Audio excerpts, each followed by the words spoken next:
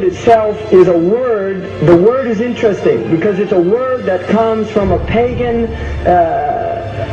Hollywood is the holy wood, and it was the wood that the magical wands were made out of in the pagan sorcery, magic. And these wands were believed that the sorcerers that possessed them could put people into trances and control them. This is part of, this is symbolic, but it's also important to understand that part of what Hollywood literally does is it puts people into trances. It's a dream state. They call it the dream machine in the United States.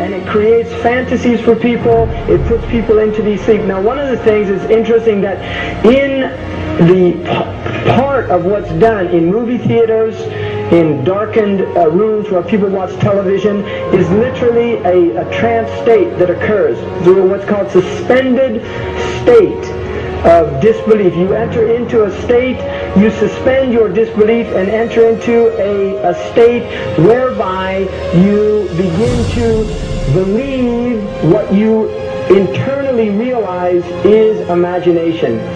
It's falsehood. Films are magic. It's just magic. You go and you watch these things and people get caught up in them. People cry during films. All this catharsis that takes place in these things.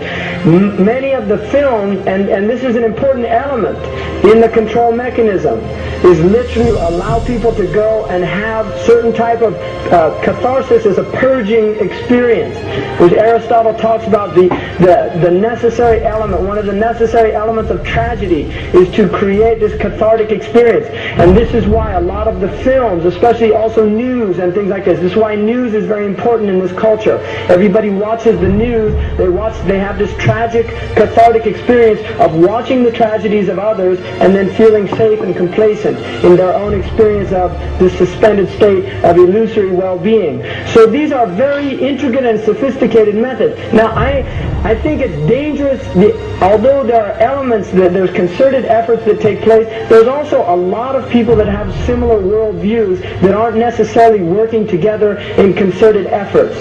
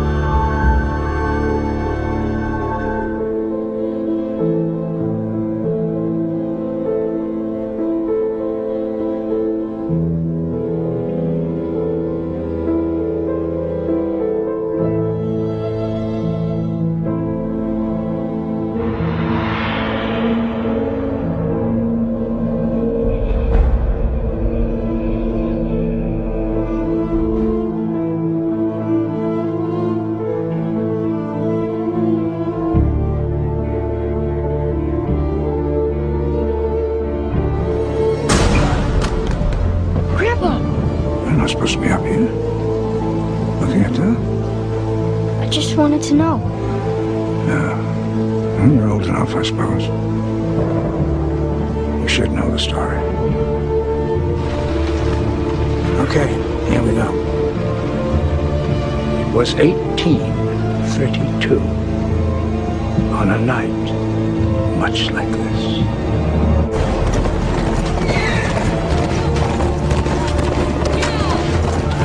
Charles Carroll was the last surviving signer of the Declaration of Independence. He was also a member of a secret society known as the Masons, and he knew he was dying. He woke up his stable boy in the middle of the night and ordered him to take him to the White House to see Andrew Jackson, because it was urgent that he speak to the president. Did he talk to him?